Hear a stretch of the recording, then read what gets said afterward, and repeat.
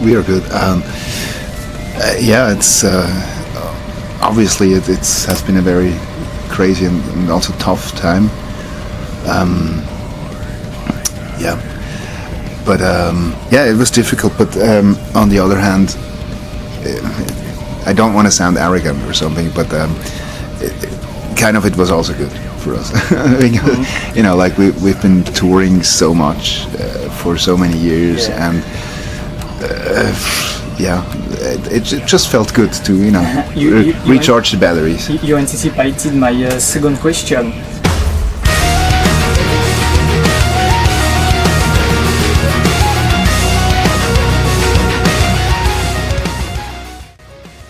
No, I think you're right.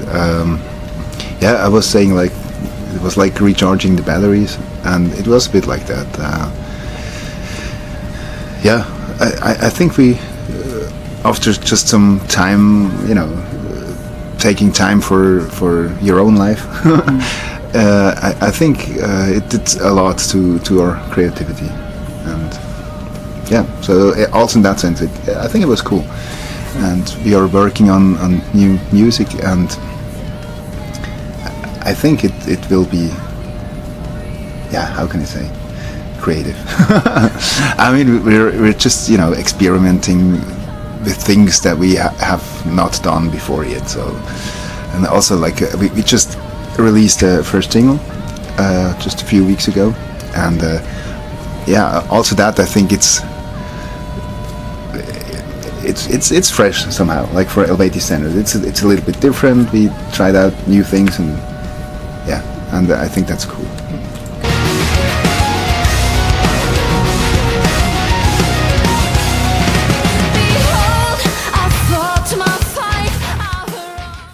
No, because I don't know. I mean, what I do first always is I need to have an idea conceptually about what the album will be, like lyrically. That's always the first thing, and then I kind of do a kind of like a blueprint of the whole album, and because before I even start songwriting, or before we start songwriting, I kind of need to have like a picture of the final product in front of my inner eye, including everything. That already includes the artwork, the track list, how many songs, what kind of songs, and so on. And once I have this, we start working on the particular songs. That's also because it's quite important, or it's very important to us that our songs not only express the topic with the lyric, but also musically. So before we start writing a song, we already know what the song will be about. That's also why. But after that, I can't really tell. It's just the songs just grow, like, and it's different for each song. Actually, they just develop somehow. Yeah.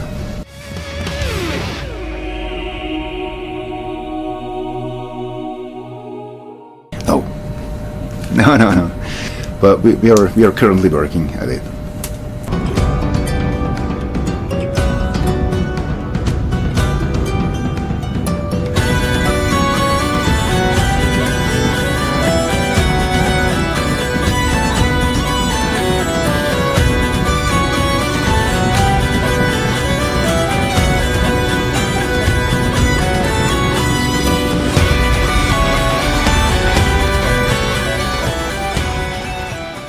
Yeah, absolutely. I think this is a development of, I don't know, the last few years. It already was a bit like that with avec. It's just, I mean, obviously the Celtic culture and history always meant very much to me, and it kind of is like, living in, or coming from Switzerland, it kind of is my culture, it's my ancestors, and but we were still like, a band writing songs about this culture, and this kind of developed, and we just developed as a person,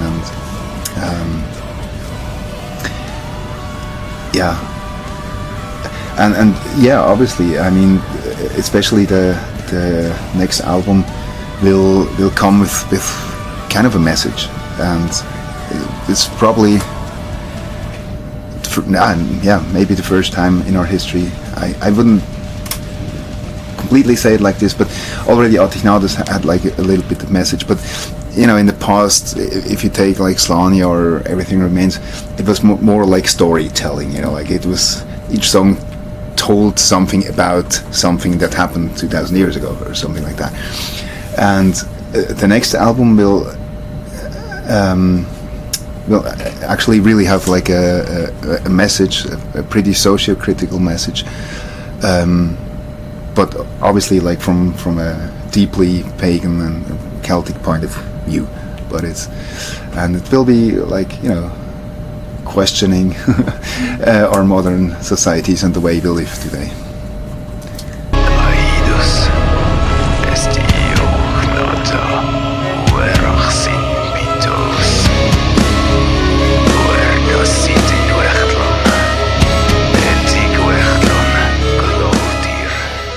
It means the fire that was lit in the omphalos, so to speak, like in the Celtic culture. There's like the idea of a navel of the world, you know, like a central, like the heart of the planet, so to speak. The fire that was lit there in the navel of the world became word, and the word was heard. That's what it says.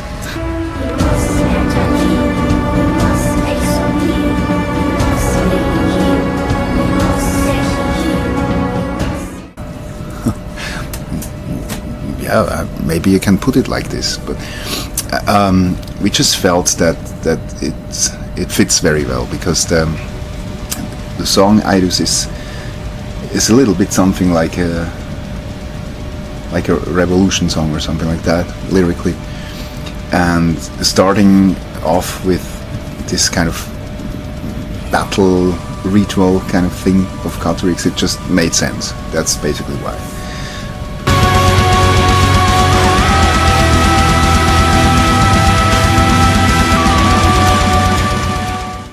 The symbol, the round. It's actually the same that we already had with Atignados. It's just we just reshaped it and made it look a bit more modern or something like that. But it is an old druidical symbol, which is translated as the three rays of truth. That's basically what it stands for.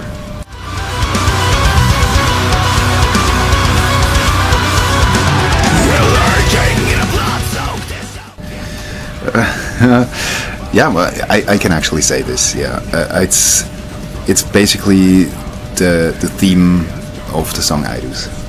That whole topic is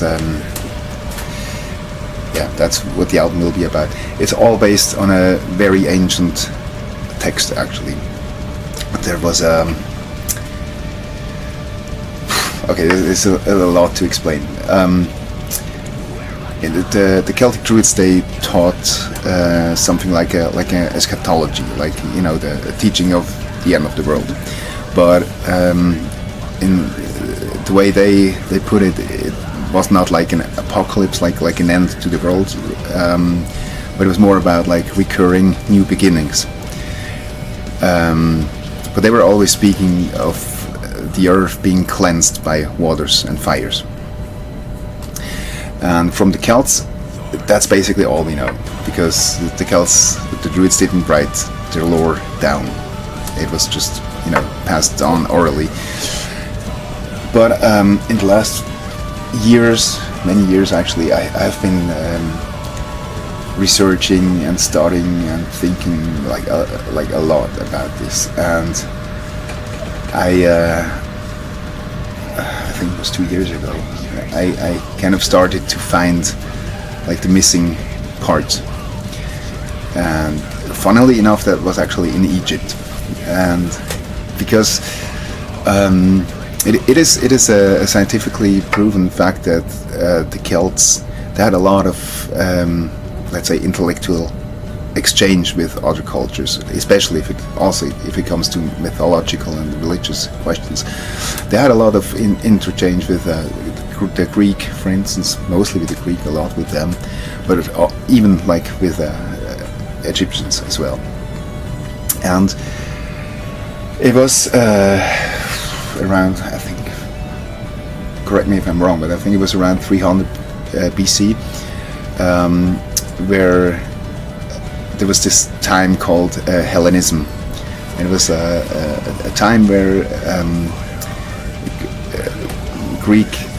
the Greek invaded a part of Egypt, but it was a peaceful thing. It was more like a deliberation, because the Egyptians were not happy with their government, and they actually almost asked the Greeks, like, "Hey, can you come and help us and do something?"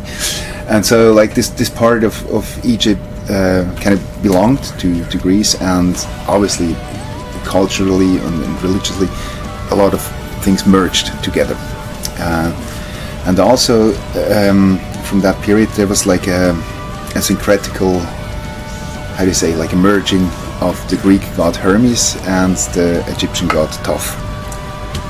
And this merging became Hermes Trismegistos, which means like the 3-time biggest or highest Hermes. And in the Interpretatio Celtae, but the Interpretatio was like a very common practice in the ancient times. So if people from different cultures talked about spiritual or religious things, they automatically translated the things in their own culture. So like if a Greek and Roman scientist discussed about religion and the Greek was speaking about Hermes, for instance, then the Roman automatically understood Mercury, because in the Rome like that. And obviously the Celts had this too, and in the Interpretatio Celtae, Hermes Trismegistos was equated with the Celtic god Luchus, which also has like the three-faced god. Yeah. And so, long story short, there's a lot of writings from this Hermes Trismegistos, and other than from the Celtic culture, these writings are still available today. You can have them. They're called the Hermetic text, and within these writings, it's huge. It's probably more than Old and New Testament together or something. It's like really, really much. But within these writings, there is one book called the Asclepius, where Hermes Trismegistos is teaching about many things to one of his disciples, and the name of that disciple was Asclepius. And that book kind of ends with like a future outlook. It's like a prophecy, and that prophecy perfectly fills the gap of the Druidic teaching, and it's also known that the Druids knew about these writings, so it's kind of merged together somehow. And yeah, it's a bit like a prophecy about the end of the world. It's not the world, it's the end of the Aeon, where at the end the earth will be cleansed by waters and fire, like the Druids thought. And this prophecy, that's the base of the new album. So the full album will be about this old text. And personally, of course, no one can prove things, but personally, I deeply believe that,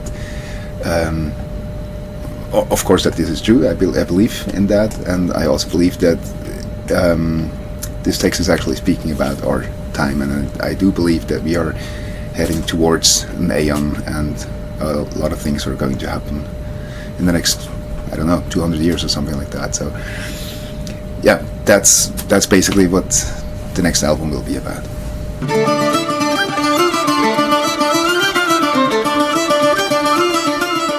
Yes, of course.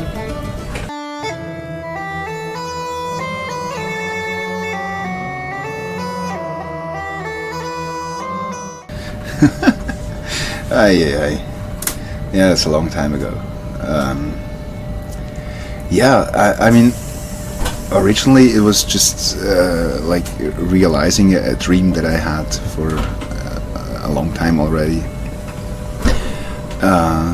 It's just, I'm playing metal music since a long time. Like I formed my first band in 1991. It was like this, just death metal band, and so the metal music was my world, so to speak, and but at the same time it was also like traditional Celtic music, and I always had the dream to do both at the same time in one band.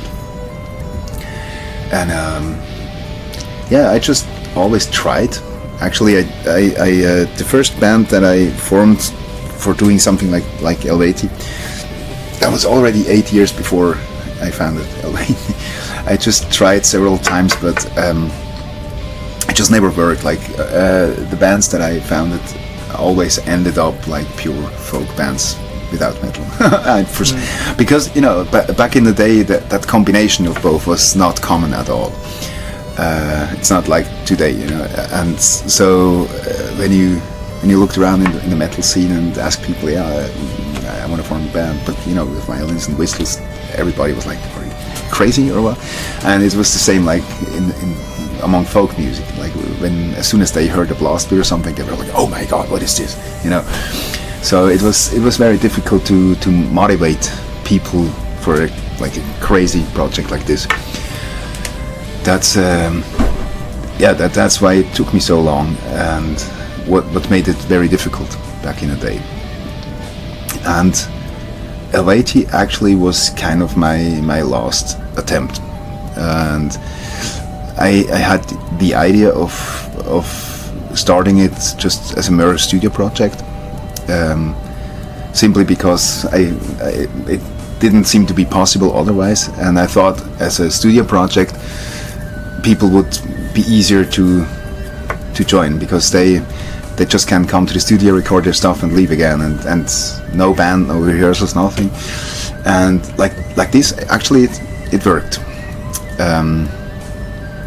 So I just wrote a couple of songs that we today know as a band, and then I gave all the involved musicians like a CD-ROM. We still had CD-ROMs then, with the lines for their instrument, and just said, learn that, come to the studio on this day, record, and then you can leave again. And that's actually how it finally worked, and that's how Eluveitie got to be 20 years ago.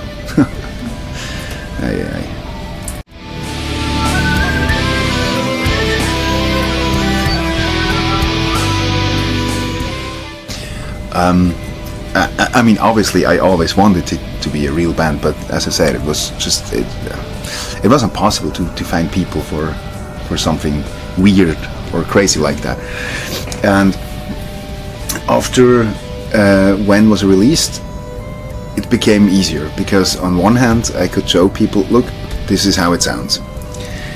And secondly, when got sold out like very quickly, within a few months or something, and got really great reviews in magazine. Like I sent it to all the magazines, and it got really good reviews. And that's also what made it easier, because I could show people, look, it works. It's not a completely stupid idea. It works. And just a few months after the release of When, I started getting requests for concerts. And then I just called all the people who recorded and told them, look, we could play live. We've been asked to play live, so what do you want to do? And some of them, they said, okay, actually that sounds like fun. I mean, let's do that. Just like Mary, the original violin player, for instance. And some others said, no, I recorded that's enough. I don't want to engage in a band or something like that. And for these instruments, we had to find new people. But as I said, at that time it was already easier, because I could show them, like, look, this is how it sounds, and it seems to work. We are getting requests for live shows and blah blah blah blah. So it was easier to find people. That's how.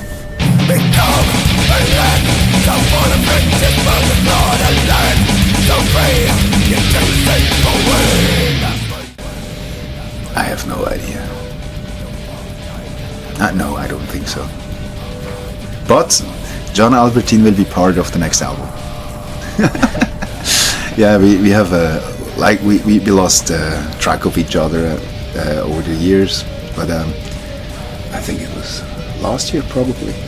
I just accidentally met him at a railway station, and we were like, "Hey, how are you? Let's go and drink a coffee together." And since then we have a lot of contact again, and I just asked him if he would do like a guest appearance on the album, and of course he was happy. And he actually also plays in the Eluveitie clip. He's like in the beginning. There is this part with the choir, you know, the choir from Chrigel, not with the kids, the one afterwards with the men, and then you see like a couple of guys like standing like this, and then Fabi just raising them with the hands, and John Albertine is one of these guys.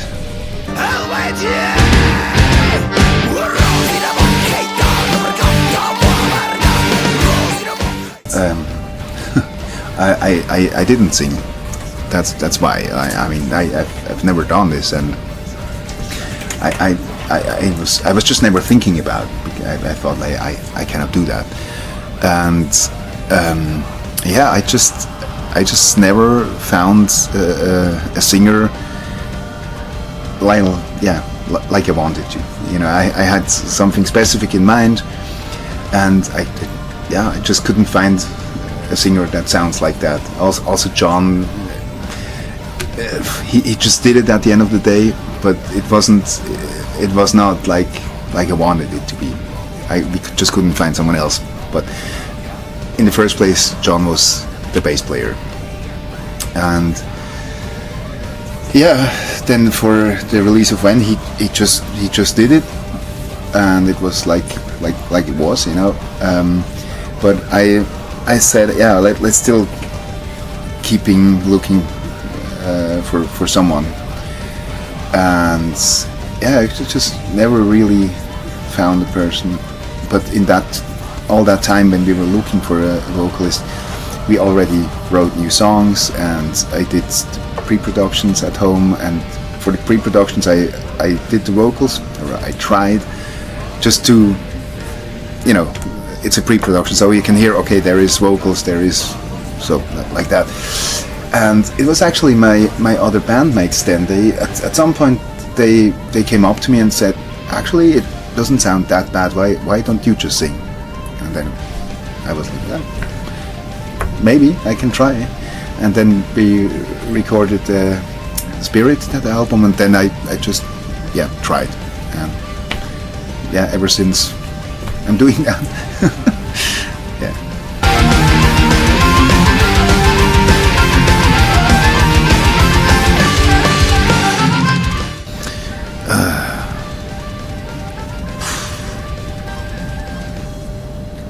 A lot of things.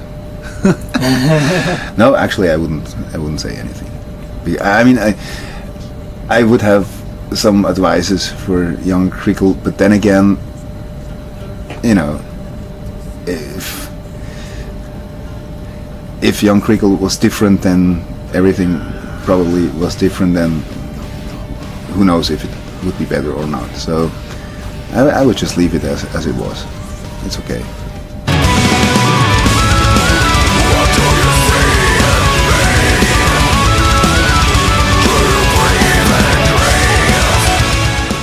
I mean, firstly, that actually was a joke.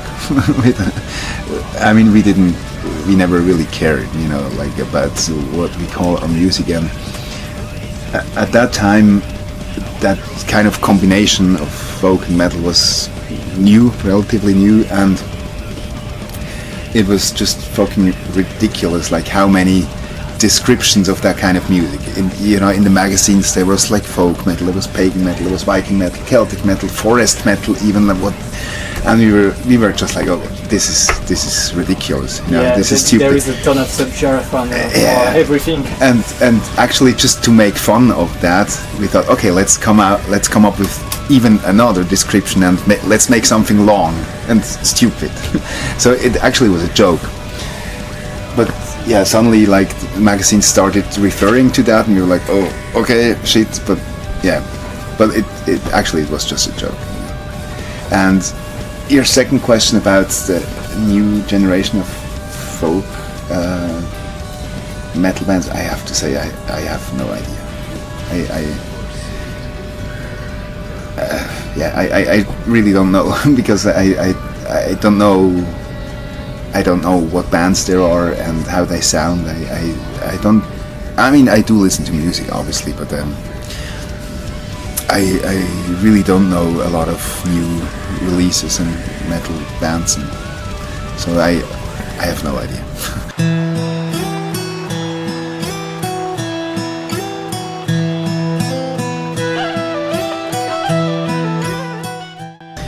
Oui, je parle français, mais pas trop. I lived in Paris once for some months to learn French, but that's such a long time ago. I forgot most of, you know, if you're not using a language for 20 years or more. I mean I could order food at the restaurant, but not more than that. So, and about Celtic history and stuff, well, I mean the sources are there for everybody, and I always stick to scientific stuff though. So I mean there's a lot of like esoteric kind of whatever blah blah about the Celts, and I don't really like that. So I really stick to science. But these sources are open, and you know, you can get it. Everybody can get it. So.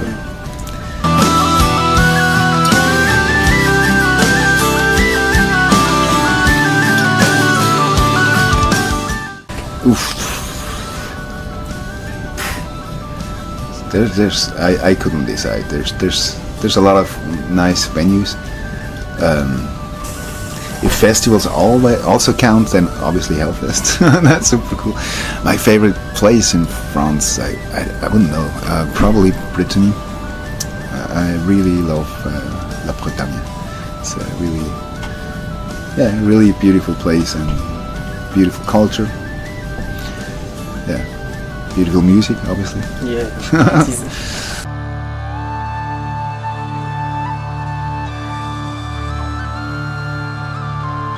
As soon as possible. We do not know when.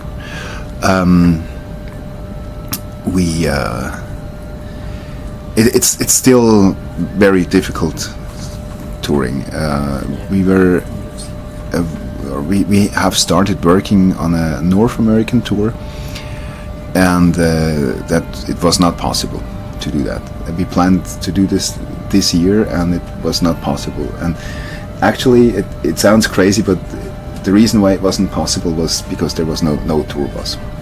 It sounds completely stupid, but that's true. And because I think due to COVID, there's a lot of tour bus companies that just died. They don't exist anymore. And for those who still exist, a lot of drivers that they had are not working there anymore because they had to find another job due to COVID. Plus, the fact that things are open again in North America, like literally every single American band is touring right now. So if you're from abroad and you try to book a tour bus, it's literally not possible to find. It's crazy. We were looking for weeks, months. It's not one bus. It's crazy. That's so yeah, it's crazy. But so yeah, things are still being quite difficult. And obviously we plan to come back as soon as we can, and yeah, let's see how things develop.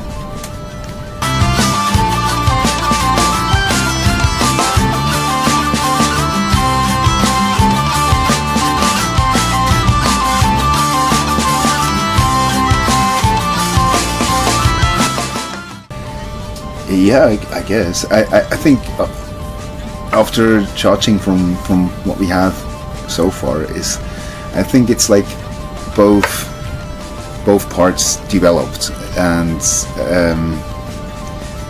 let's say both extreme got extremer. So the metal will be more metal, and probably also a bit harder and darker, and also the folk will be more present, more traditional, like that.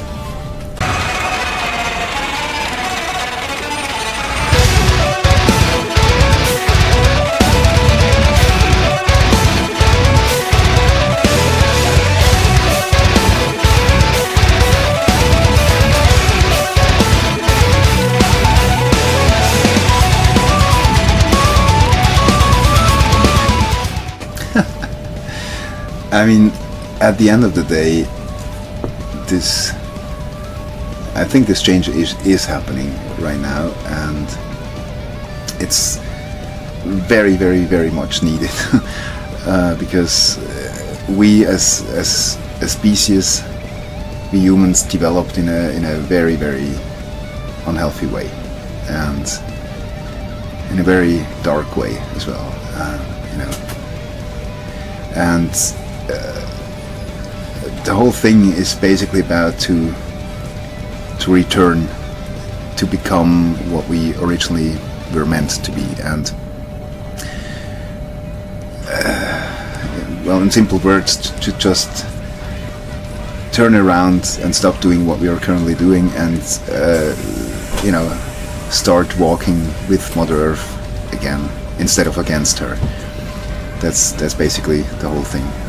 And if you start doing that, we will basically change everything else, because most of the bad things we do have their roots in not being in line with nature itself. So, and that's something everybody can do. Awake. Recognize I did not, nor did I comprehend. Actually, I do, but I cannot say it right now. It's not official yet.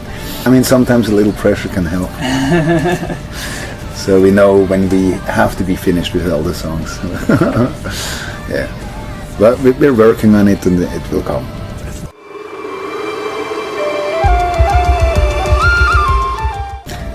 Well, to me, it just remains to say thank you, and thanks to all the people for their interest in Eluveitie, and wish you all the very best.